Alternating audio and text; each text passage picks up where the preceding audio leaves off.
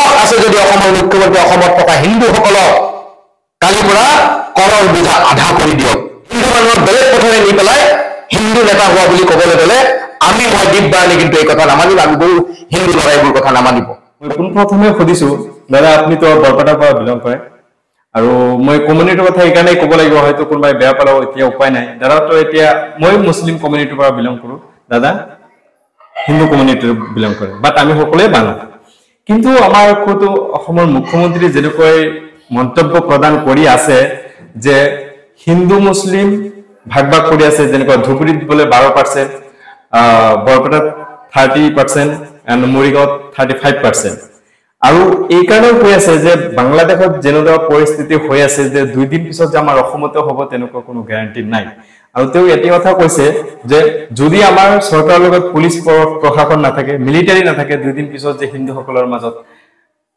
মানে এটাক কৰিব হেনেকুৱা কোনো পৰিস্থিতি হ'বলৈ পাৰে নেকি বাৰু আমাৰ অসমৰ কথাটোৱে কৈছো যিখন অসম মিলাপ্ৰীতি কৰি থকা আমাৰ অসম শংকৰ মাধৱ মই আকৌ কৈছো শংকৰ মাধৱ শংকৰ ৰাজানৰ অসম যিখন অসম লৈ পেলাই আমি গৌৰৱ কৰো সেই গৌৰৱ উজ্জ্বল অসমখনক এতিয়া এনে ধৰণে ভাগ ভাগ ভাগ ভাগ কৰি শেষ কৰি দিব খুজিছে আৰু হঠাৎ এওঁলোকে অসম চুক্তিখনকো নৎসাত কৰি শেষ কৰি দিব খুজিছে গতিকে আজিৰ সময়ত বৰ্তমানৰ যুৱ প্ৰজন্ম অসমৰ ৰাইজে দেখি আছে এনেকুৱা ধৰণৰ কথা বতৰাবিলাকত ৰাইজ আৰু আশ্বস্ত নহয় উল্টা অতিষ্ঠ হৈছে মানে উন্নয়নৰ কথা নাই খালি আপোনাৰ হিন্দু মুছলমান তাত বাহিৰে এওঁলোকৰ যেন আৰু বেলেগ কথা নাই ৰাজনীতি যদি ইমানেই হিন্দু মুছলমানৰ কথা কৈ আছে ভাৰতবৰ্ষত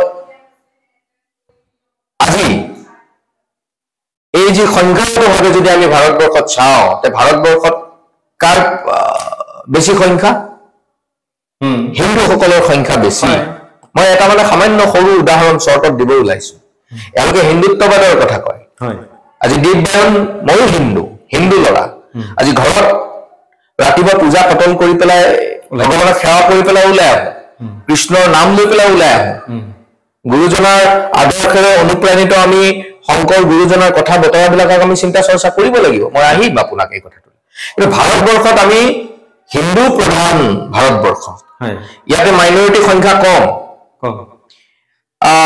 এতিয়া হয়তো 80% মান হিন্দু হল নেকি একজেক্টলি কিন্তু তাতো সংখ্যালঘুৰ সংখ্যা কম তাতে সংখ্যালঘু আকৌ অকল মুছলমান নহয় বুদ্ধিষ্ট আছে শিখ আছে খ্ৰীষ্টিয়ান আছে জৈন আছে এনে ধৰণে বহুত তেনেকে আছে জাতি প্ৰজাতি মানুহ আৰু এওঁলোকে হিন্দুত্বৰ নামত ভোট কৰে হিন্দু খাতে মে অনবৰত আহাৰ পৰা মানুহক হিন্দু খাতৰে কৈ ৰাজনীতি কৰিছে আৰু মোৰ নাম দীপবায়ন মই হিন্দু মানুহ মই যদি আজি পেট্ৰল পাম্পত যাওঁ য'ত নৰেন্দ্ৰ মোদীৰ সেৱা কৰি থকা ডাঙৰ হোৰ্ডিংখন লগোৱা আছে সবকা সাথ সবকা বিকাশ বুলি লিখা থাকে গাড়ীখনত পেট্ৰল ডিজেলৰ ভৰাওতে মই হিন্দু ল'ৰাটোক মোৰ ডিজেলৰ পেট্ৰলৰ দামটো কমাই দিয়ে নেকি দীপবায়নৰ পৰাটো আমি সমানে দাম লৈ আছো আচ্ছা সেই দাম যে লৈছে তাত বিভিন্ন ধৰণৰ কৰ সেই গোটেই কথাটো তাত কৰ আছে টেক্স লগাই থোৱা আছে গতিকে এই চৰকাৰখনে বিভিন্ন প্ৰকাৰেৰে কৰৰ ওপৰত কৰৰ বোজা জাপি দি সৰ্বশান্ত কাক কৰিছে আজি 20% সংখ্যালঘুক কৰিছে তাকে আকৌ 12% মুছলমান এই 12টা মুছলমানৰ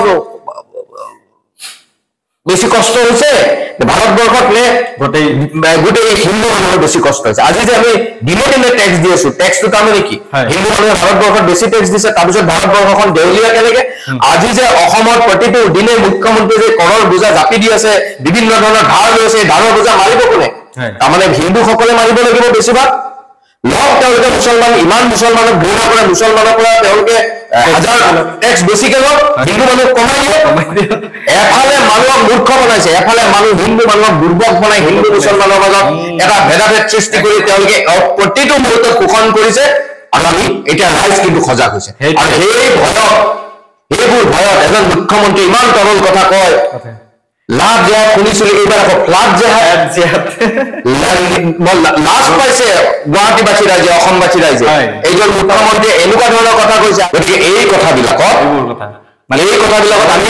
আমি কংগ্ৰেছ দলে সকলোকে একগোট কৰি দেশখন আগুৱাই নিয়াৰ কথা চিন্তা চৰ্চা কৰো।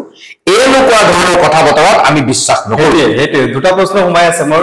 আপোনালোকে সেইটো এটা ভাবে বা সকলো জাতি জনগোষ্ঠীৰ মানুহ লৈ কিনে জাতি ভাষা বৰ্ণ নিৰ্বিশেষে আগুৱাই যাব বিচাৰে, আপোনালোকৰ আদৰ্শ হিন্দী ভাষাত কৈছে যে মুছলিম কংগ্ৰেছ দলে খালি মুছলমানক ছাপোৰ্ট কৰি থাকে বা তেওঁলোকক একো কথা নকয়, কিন্তু এনি টাইম হিন্দুসকলক বিভাজন কৰিবলৈ চেষ্টা কৰে, হিন্দুসকলৰ কাৰণে কোনো মাত নামাতে। সেই বিষয়ে কি কব আপুনি?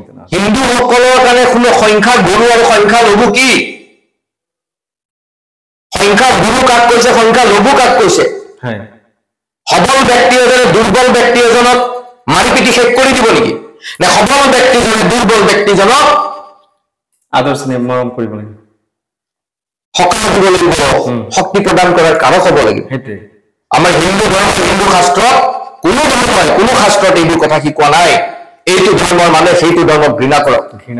আৰু ঘৃণা কৰিবলগীয়া ব্যক্তি যি বদমাছ, সি যিকোনো ধৰ্মত থাকিব পাৰে, সি হিন্দু হওক মুছলমান হওক, সেই বদমাছসকল বদমাছ। কিন্তু সকলোকে আমি একাকাৰ কৰি দি আমি যদি ৰাজনীতি কৰিব খোজো, তেনেহলে এনেকুৱা ধৰণৰ ৰাজনীতি বদমাছ লুণ্ঠন কৰে বা কিবা মানে ডকাইতি কৰে, চুৰি কৰে, কিবা তেওঁলোকৰতো কোনো ধৰ্ম নাই। তেওঁলোকৰ কোনো ধৰ্ম নাই, তেওঁলোকৰ ধৰ্ম এটাই, তেওঁলোকে চুৰি কৰিব লাগে, বদমাচি কৰিব লাগে। ৰজা নৰনাৰায়ণে এতিয়া একশৰণৰ নাম ধৰ্মত দীক্ষা ল'ব খুজিছিল, আৰু গুৰুজনাই তেতিয়া ৰাজনীতি কৰা ব্যক্তিসকলক এটা শিকাই থৈ গৈছিল তেতিয়া দেহত ত্যাগ কৰি, যে কৈছিল যে ৰজাৰ কোনো ধৰ্ম থাকিব নোৱাৰে, ৰজাৰ কোনো জাতি থাকিব নোৱাৰে, ৰজা জাতি ধৰ্মৰ ঊৰ্ধত থাকিব লাগিব, তেতিয়াহে দেশত সুশাসন হ'ব। কিন্তু এতিয়া মই তাকেই কৈছো, আমি গুৰুজনাৰ কথা কওঁ, এইসকলে হিন্দু ধৰ্মৰ কথা কয়, গুৰুজনাৰ কথা কয়, কিন্তু গুৰুজনাৰ আদৰ্শ তেওঁলোকে অকণমান যদি আমি অসমৰ প্ৰতিজন ৰাজনীতিবিদে আমি যদি গুৰুজনাৰ আদৰ্শৰ কথা চিন্তা চৰ্চা কৰি দেশখনক কেনেকে আগুৱাই নিয়াৰ চিন্তা চৰ্চা কৰো, আমাৰ অসম দেশ বহুত আগুৱাই গ'লহেঁতেন। কিন্তু মই ভাবো যেতিয়াই উন্নয়নৰ কথা আহিব লাগে, উন্নতিৰ কথা আহিব লাগে, ইফালে দাম বৃদ্ধিয়ে মানে মাতমাৰ কৰিছে, সকলো ৰাইজক তছনছ কৰি দিছে। ক'বলৈ গ'লে বানপানী আমাক নৎসাত কৰি দিলে, আৰু কৃত্ৰিম বানপানীৰ কথা হয়তো ক'বই নালাগে। সেই সময়তে কিন্তু তেওঁ সেই ফ্লাড জেহাদৰ কথা ক'লে, আৰু এটা কথা ওলালে যে 2 দিন পিছত বাংলাদেশৰ দ্বাৰা আমাৰ অসমতো হ'ব। তাৰ 2 দিন আগত আৰু এটা কথা কৈছিলে যে যদি হিন্দুসকলৰ পৰা মুছলিমসকলে মাটি কিনিব বিচাৰে, তেনেহ'লে মোৰ পৰা মানে এনেকুৱা ধৰণৰ কথা যদি লৰা ৰজাৰ শাসন চলা নাইতো, ৰাইজে লৰা ৰজাক চলিছে, সেনেকুৱা যেন অনুভৱ হৈছে। আপোনালোকে কি ক'ব? কি কৈছে? যদি একনায়কত্ববাদ যেন চলাই আছে, এনেকুৱা একনায়কত্ব যদি চলাই আছে, ৰাইজ সজাগ হৈ এই একনায়কত্বৰ গণতন্ত্ৰৰ যিটো অধিকাৰ দিছে বগৰাই দিব লাগিব। আৰু অসমত এনেকুৱা বহুত নজিৰ আছে, যেতিয়া ৰাইজে ভোটদান কৰে, ৰাইজৰ কাণ্ডত উঠি মূৰত উঠি পেলাই তাণ্ডৱ নৃত্য দিয়া আৰম্ভ কৰে, ৰাইজক শোষণেৰে শাসন কৰে। অসমত এনেকুৱা বহু নজিৰ আছে, ৰাইজে সেইসকলক সূচনাই বগৰাই দিছে। গতিকে অসমৰ ৰাইজ, আমি অসমীয়া মানুহ বহুত ধৈৰ্য, আমি ধৈৰ্যৰে চাই থাকো বহু বস্তু, কিন্তু এটা সময়ৰ পিছত যেতিয়া পাৰ হৈ যায়, ধৈৰ্যৰ বান ছিঙি যায়, তেতিয়া কিন্তু বহু মানুহক বগৰাই দিয়া নজিৰ অসমত আছে। অসমখন বাৰ বাৰ কৈছো, অসমৰ অসমীয়া মানুহ এই ইমান ধৰ্মৰ ভিতৰত থাকি পেলাই ধৰ্মৰ আবেগেৰে তেনেকুৱা আমি অসমীয়া মানুহ অলপ বেলেগ ধৰণৰ, আমাৰ সংস্কৃতি বেলেগ। অসমীয়া আমি অলপ আবেগিক, আমি আবেগেৰে বাঢ়ি পালে নোৱাৰিব আমাৰ কাৰণে, অসমীয়া মানুহক নোৱাৰে। আৰু ভয় হৈছে, এই ভয় হৈ একে টেঙা আম বাৰে বাৰে বজাৰত বিক্ৰী কৰি থাকিব খুজি আছে তেওঁলোকে, বাৰে বাৰে তেওঁ নহব। এইখন ভাৰতবৰ্ষ, আমি সকলোৱে সুখে সন্তোষেৰে থকাৰ কাৰণে অনৈক্যৰ মাজত ঐক্য বিৰাজ কৰা ভাৰতবৰ্ষ, সেই কথাই আমি চিন্তা চৰ্চা কৰিব লাগিব। আমাৰ আগন্তুক 15 আগষ্ট আছে, স্বাধীনতা দিৱস উপলক্ষে। যি স্বাধীনতা আনিছিল, সকলোৱে জাতি ধৰ্ম ভাষা নিৰ্বিশেষে সকলো ওলাই আহিছিলে, আমি স্বাধীনতা পাইছিলো। তো সেইটোকে এই কথাষাৰ সঁচাকৈ তেনেকুৱা ধৰণে যে আমাৰ খুদ মুখ্যমন্ত্ৰী হৈ যিবোৰ কথা কৈ আছে, যদি মই কৈছো আমাৰ যিমান ভাৰতবৰ্ষৰ হিন্দু আছে, অসমত যিমান হিন্দু আছে, সেই হিন্দুসকলক গেছৰ দাম আধা কৰি দিয়ক, মূল্য বৃদ্ধি আধা কৰি দিয়ক, গাখীৰৰ দাম আধা কৰি দিয়ক, পেট্ৰল ডিজেলৰ দাম আধা কৰি দিয়ক, প্ৰত্যেকটো চালিকা শক্তিৰ দিনত লাগি থকা বস্তুবিলাকৰ প্ৰত্যেকজন হিন্দু মানুহৰ টেক্সবোৰ আধা কৰি দিয়ক। তেতিয়া মানে মুখ্যমন্ত্ৰী একেবাৰে হিন্দু প্ৰতিনিধিত্ব কৰিছে। আপোনালোকে ভুল ব্যাখ্যা নকৰিব। হিন্দুত্ব শোষণ কৰি হিন্দু মানুহক বেলেগ পথৰে নি পেলাই হিন্দু নেতা হোৱা বুলি ক'বলৈ গ'লে মই দীপ বাৰণী কিন্তু এই কথা নামানিম, আমি বহু হিন্দু লৰাইবোৰ কথা নামানিব। হিন্দুৰ প্ৰতিনিধিত্বক কেইজনমান মানুহক লৈ পেলাই তেওঁক আমি দিয়া নাই। গতিকে এনেকুৱা ভুল ব্যাখ্যা সাংবাদিক জগতৰ লগত থাকি আপোনালোকেও নকৰিব।